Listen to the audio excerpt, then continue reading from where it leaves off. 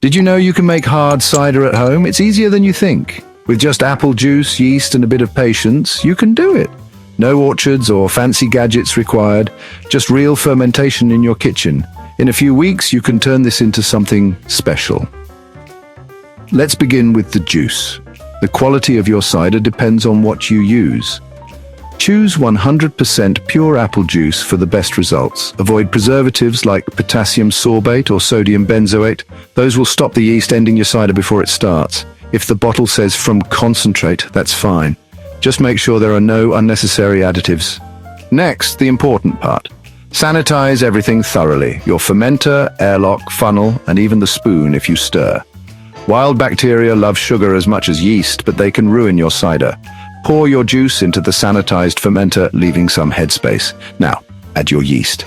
Champagne yeast is great, but any wine or cider yeast will work. No need to stir vigorously, just swirl the jug to mix the yeast. Be gentle, we're fermenting, not making smoothies. Insert your airlock. It lets carbon dioxide out but keeps oxygen and bacteria away. Think of it as a one-way valve that protects your cider as it ferments. No airlock? Use a clean balloon with a tiny hole over your fermenter. The balloon will inflate slightly, keeping most oxygen and bugs out. Store the vessel in a dark, cool place at around 18 to 22 degrees Celsius or 64 to 72 Fahrenheit. Now we wait. In 24 to 48 hours, you'll notice bubbles forming. That's your yeast at work, turning sugar into alcohol and carbon dioxide.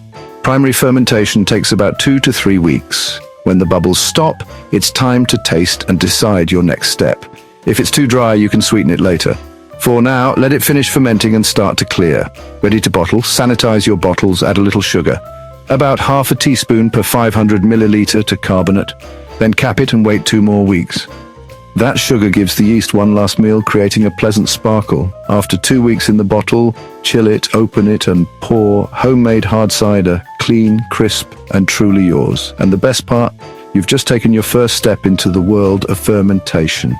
You can find all the necessary ingredients in the description below. Like this video if you're now looking at every juice bottle in your fridge differently. Subscribe for more DIY brewing, beer stories, and adventures right here on Beer-tastic.